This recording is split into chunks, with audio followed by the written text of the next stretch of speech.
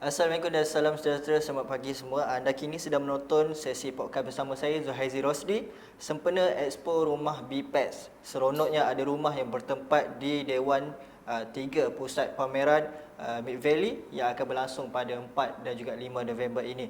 Jadi tajuk utama kita untuk sesi podcast pada pagi ini adalah memiliki rumah impian anda mulai tabung perumahan inovasi BPEX Bandaraya, yang kita akan menampilkan khas untuk hari ini seorang pakar kewangan, Tuan Francis Chin yang di sebelah saya ini. Dan bagaimana? Apa khabar Tuan? Kabar baik. Jadi bagaimana dengan aktiviti Tuan sebelum-sebelum ni dalam bidang Tuan ini? Adakah semuanya berjalan dengan lancar? Ada orang call ke minta motivation dalam uruskan kewangan ke ada? Ada banyak. Cuma ramai orang tak layak dapat pinjaman perumahan. Itu yang masalah yang sangat ketika sekarang ini.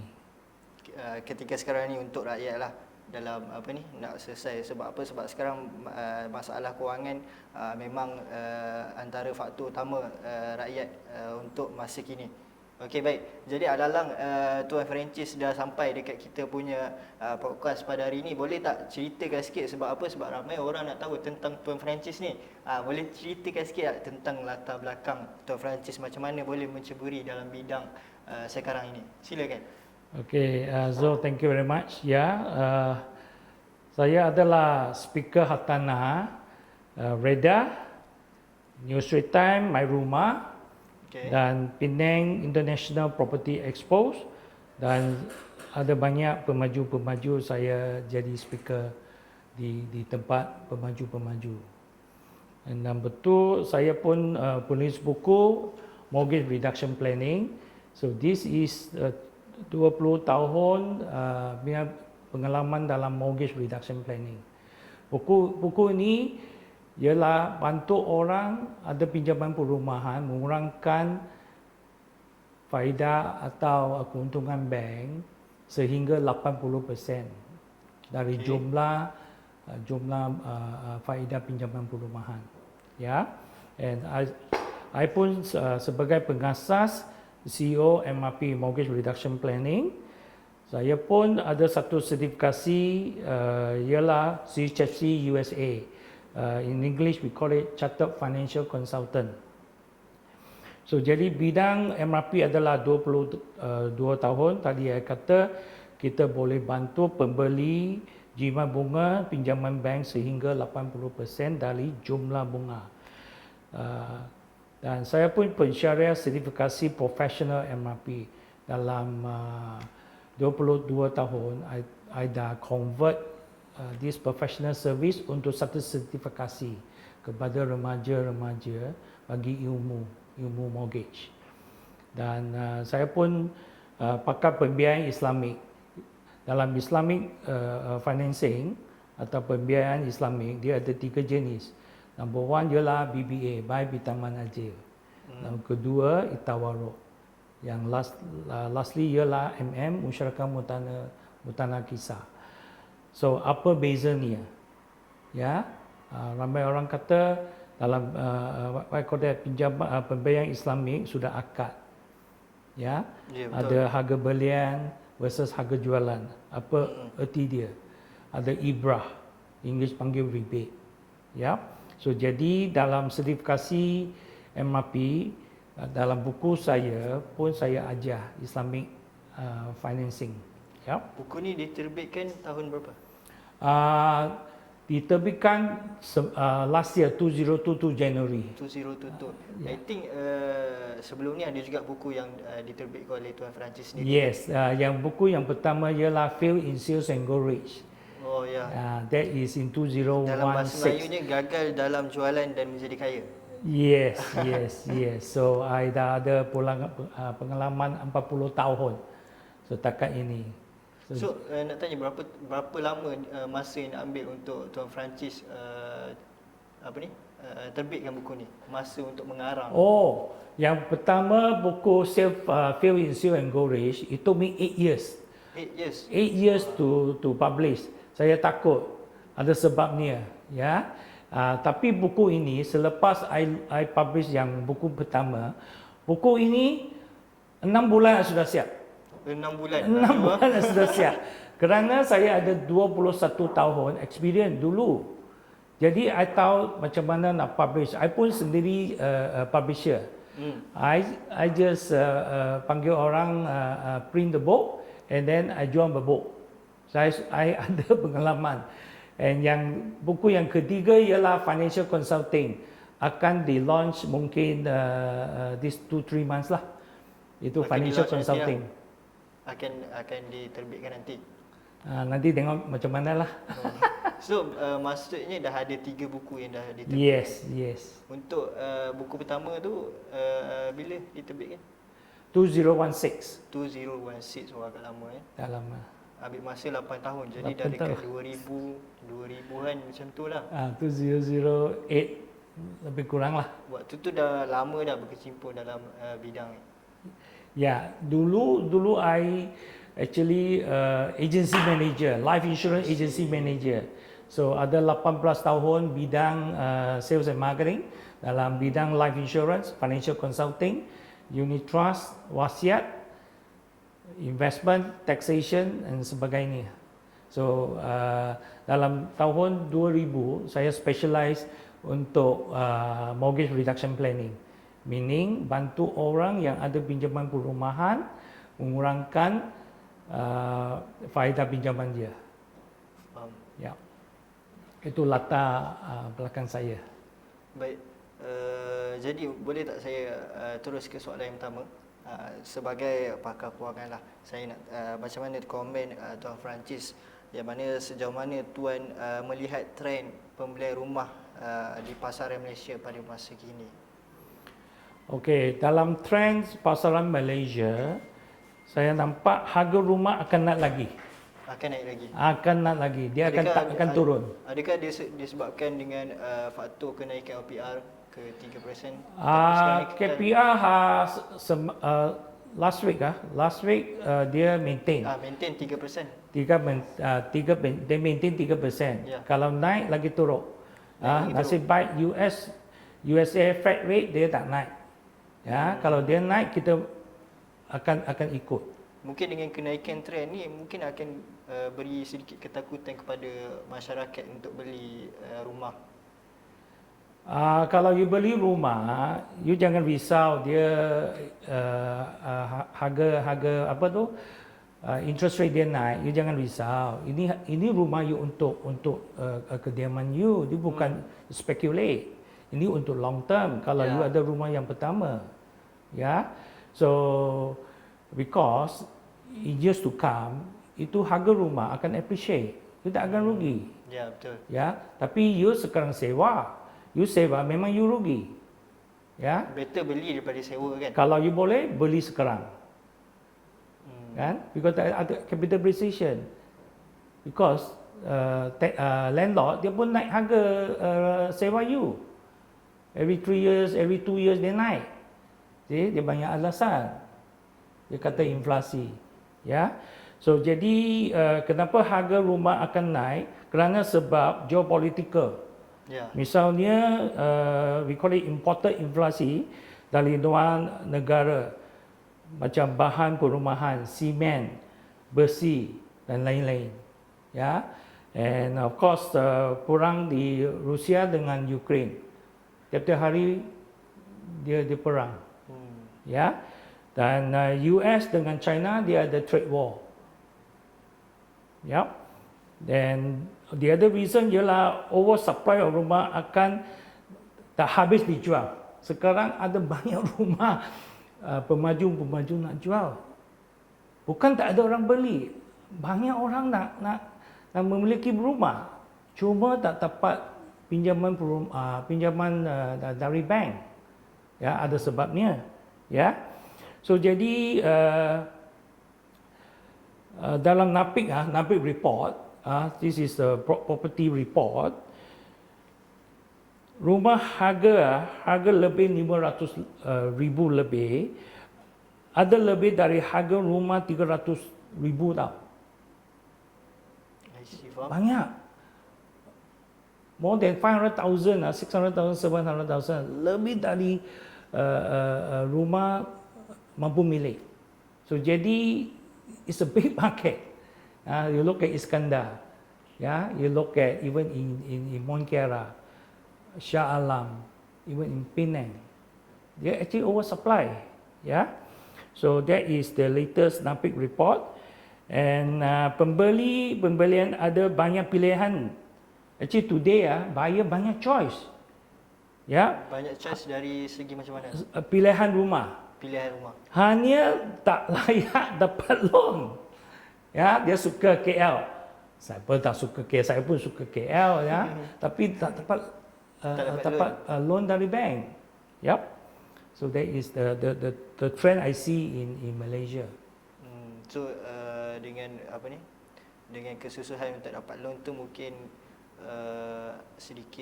beri sedikit kegusaran kepada masyarakat lah untuk beli rumah. So disebabkan kadar PR masih lagi maintain ni, belilah rumah, kan? Yep. Jadi untuk jika boleh dibandingkan dengan pasaran perumahan Malaysia dan juga negara-negara ASEAN lain, apa yang tuan boleh highlightkan di sini? Okey, dalam tahun 2008, I dah pergi buat banyak survey di Indonesia, Jakarta. Saya pun ada pergi Thailand, ada pergi Vietnam. I nampak di Malaysia pembeli hanya bayar 10% down payment. Sekarang, dan sekarang pun boleh dapat 100% pun.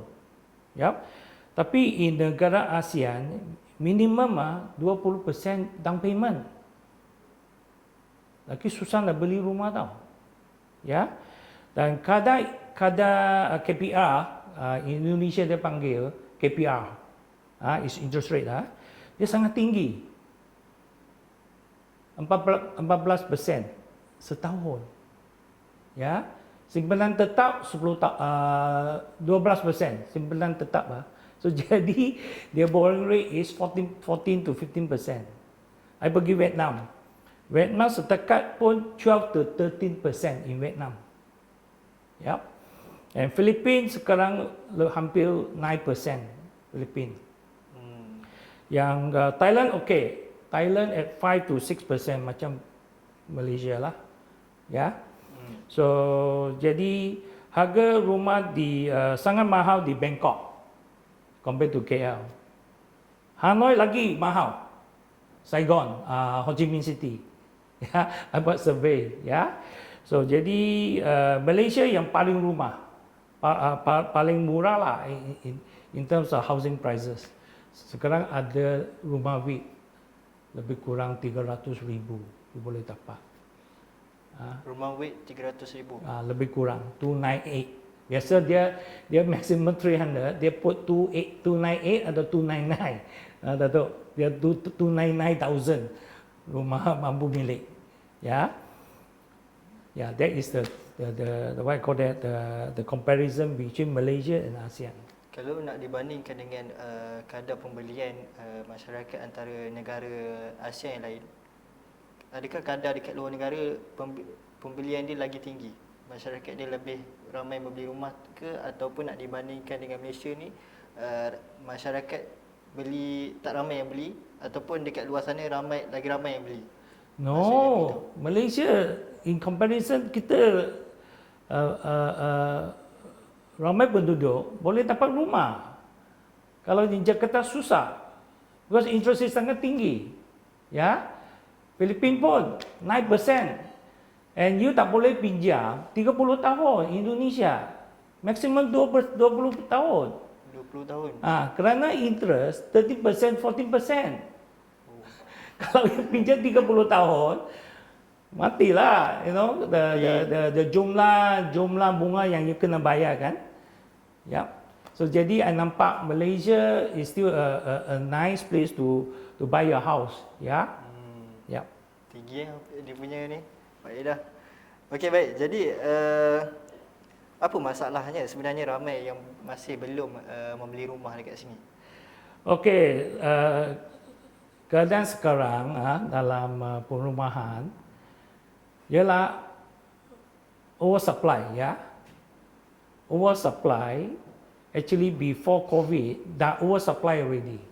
I sebagai speaker untuk My Rumah News Straits Times untuk Radar the last 5 years, I sudah nampak kalau 10 orang apply loan hanya maksimum 3 dapat loan. And then now COVID, 2 years COVID, semua orang banyak orang tak ada kerja, gaji setengah, kan? Sekarang pun belum recover. So jadi nak beli rumah pun susah, because orang kata bank tak pinjam. Saya sebagai ex-banker dari public bank dulu, masih muda, bank kata you tak qualify, macam mana I bagi you loan? Kalau you qualify, no problem. Ya, so therefore the other sebab is actually sebab sitos. So ramai orang nanti dia check dia punya sitos report, ramai tak layak. Number one. Number two, dia ada secret issue.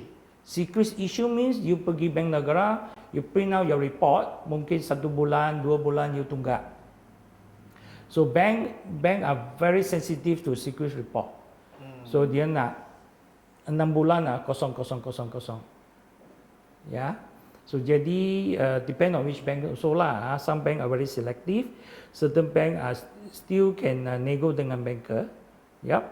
And then of course the other issue is your debt service ratio yang sangat tinggi. Ya. Sekarang ramai remaja 30 years old ke 35 years old, dia decrease the debt service ratio dah 55% or 60%. Lagi satu, ramai anak muda sekarang ramai yang dah mula membeli rumah. Sebab ada orang kata beli rumah waktu muda lagi better lah daripada nak tunggu ketua. Betul.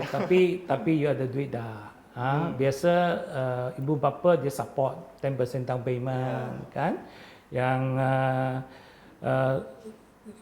this debt service kerana dia tinggi sebab dia ada credit card debt. Hutang kredit card, 1 kad, 2 kad, 3 kad. Jumlah pun lebih kurang 15,000, 20,000. Dan lagi personal loan, pinjaman peribadi. Ya. And then lagi ada car loan. Mungkin you as a remaja, you beli satu Myvi, installment pun RM500. Petrol lagi. Ya. So jadi dia tak dapat pinjaman dari bank lah. Because of this 3-4 issue. So contoh harga rumah 300,000 di Selangor atau rumah VIP di Kuala Lumpur 30 tahun, ansuran sebulan adalah RM1,600. Tapi gaji bersih untuk bayar ansuran hari ini ialah RM1,000 saja. So jadi kurang RM600. So bank akan terus reject because actually keadaan anda you tak mampu beli rumah 300,000. Mungkin 200,000 saja. Tapi di Selangor mana ada 200,000 yang rumah untuk you beli. Boleh beli second hand flat. Tapi you tak mau beli, kan? Itu sudah 20 tahun, 30 tahun, kan? So tak ada standard lah untuk sesiapa lah, especially remaja lah. Ya. So jadi tak dapat loan untuk beli. Hanya sekarang dia sambung bayar sewa rumah. Hari ini orang yang umur 30 tahun, mungkin sudah kahwin, ada satu anak, kan? Sekarang dia sewa. Ya, masih menyewa. Kebanyakannya macam tu. Yes.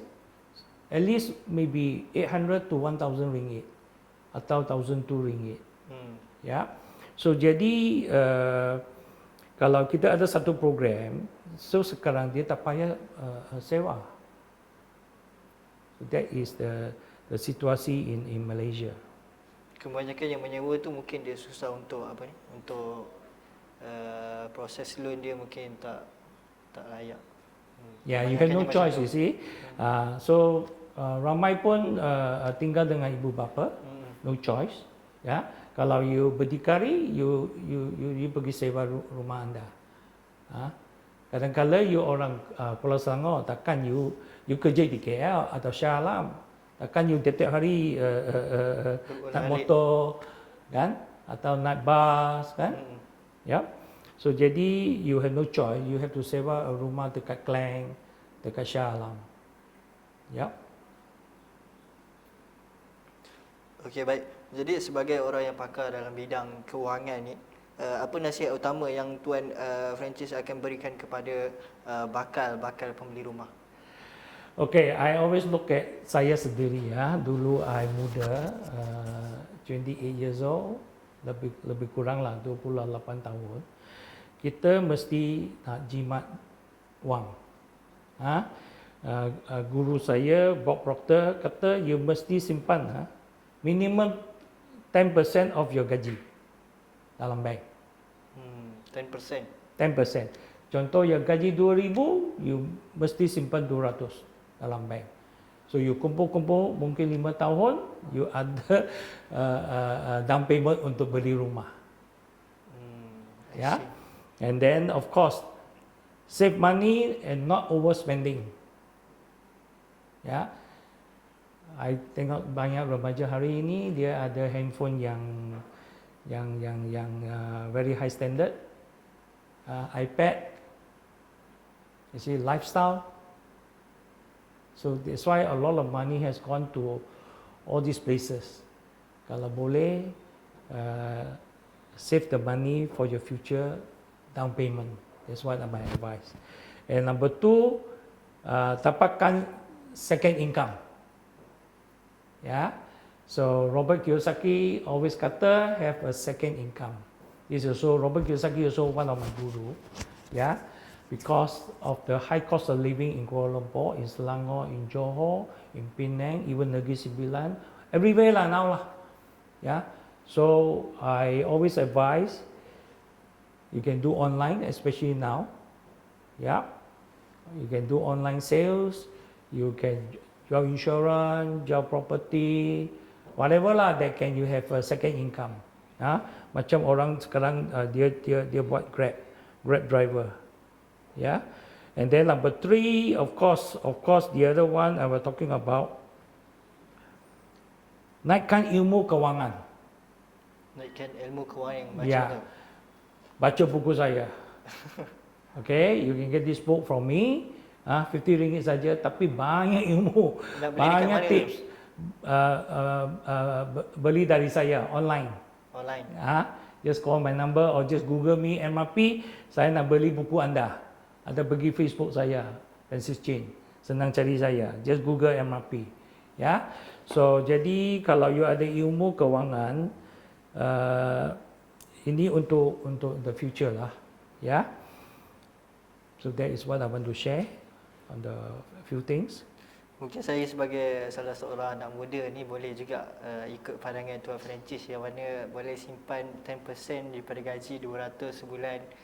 Umur saya masih lagi muda, mungkin dalam 5 tahun saya rasa saya boleh akan miliki rumah kalau ikut cara Tuan Francis.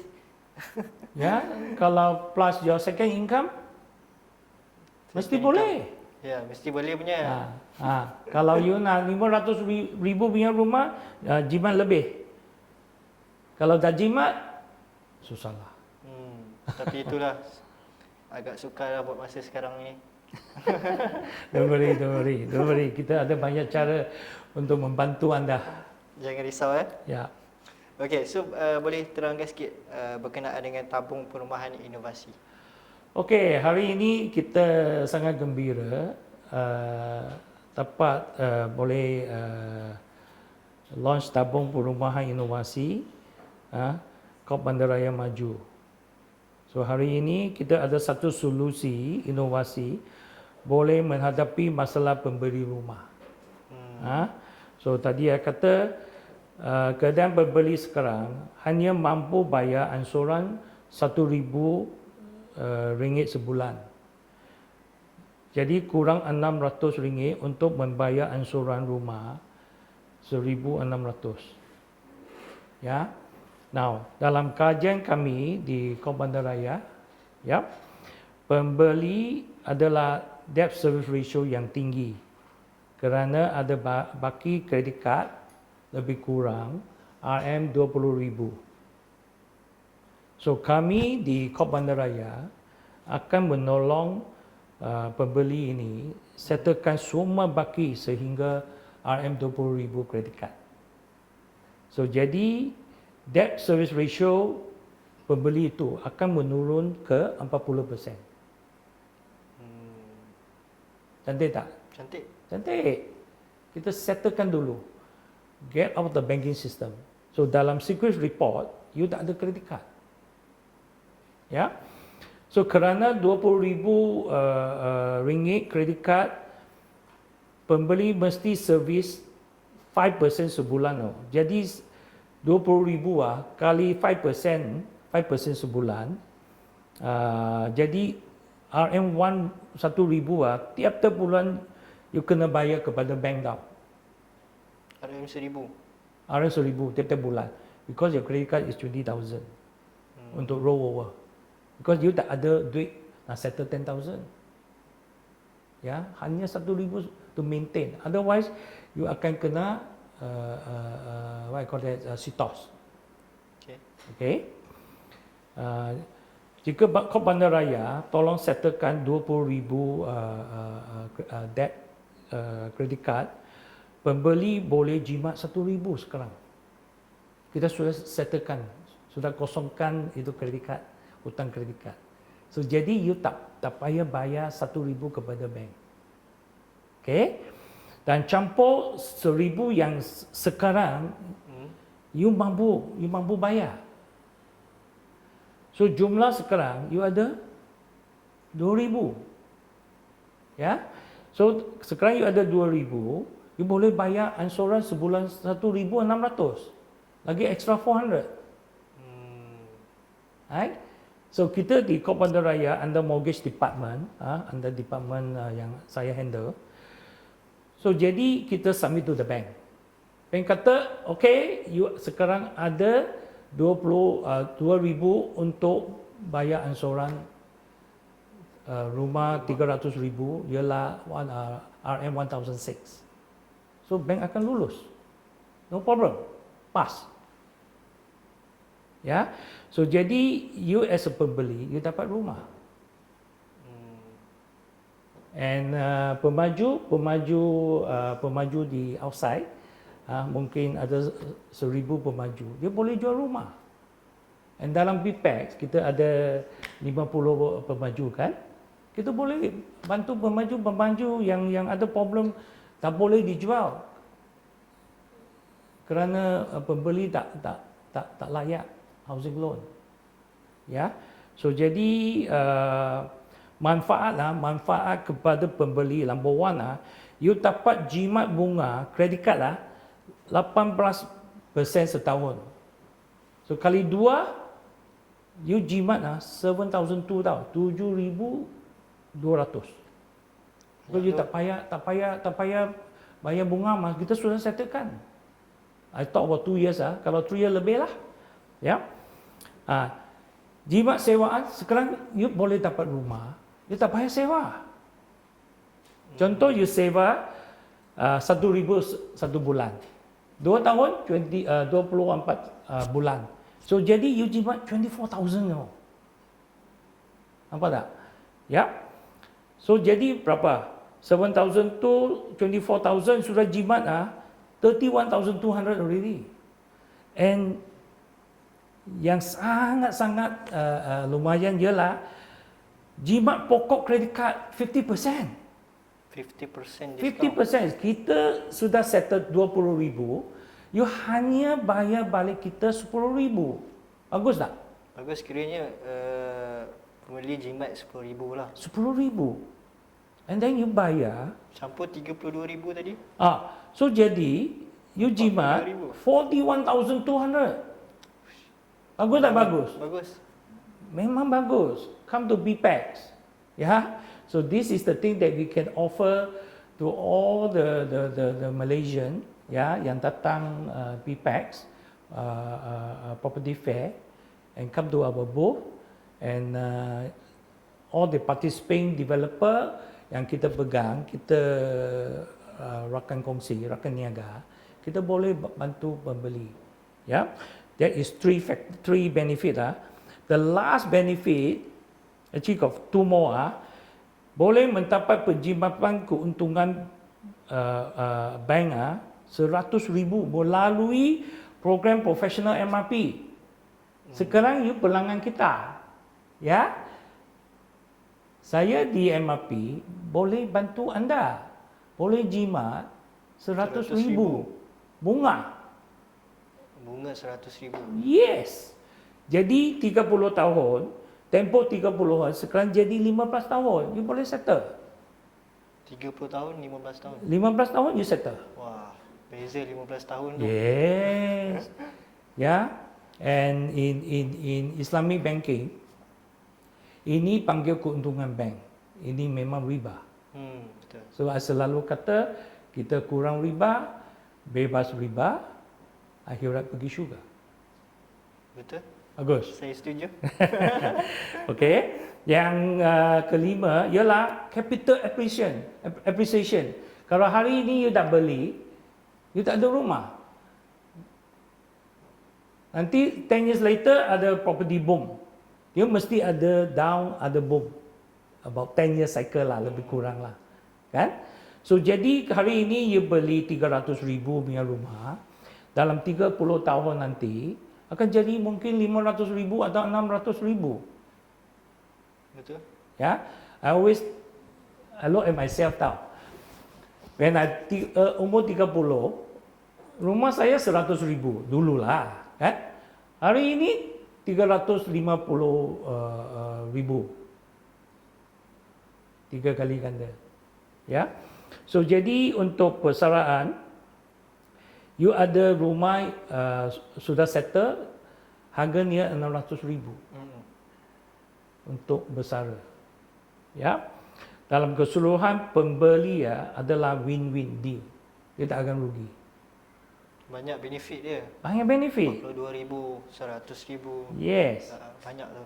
Yes. Kalau saya pun beli. Ya, mesti beli. Ya. So sekarang dalam professional mortgage reduction planning certification, ya, I ajar, tiap-tiap orang mesti ada 2-3 rumah. Nanti you hampir persaraan umur 60. Ya, satu rumah untuk you suka, you duduk sampai pergi syurga. Yang dua you sewa, we call it passive income. Ya, kalau tak ada dua pun ada lagi satu lah. Mungkin nak bagi pewaris anda, anak ke lelaki ke, anak perempuan ke. Ya, so I memang harap jumpa anda di BPAX in November 4th and November 5th. Ya. My talk is at 2 o'clock, pukul 2 sampai pukul 3. Yep. And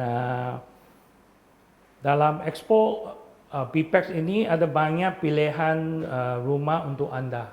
Cuma layak tak layak. Jangan bimbang.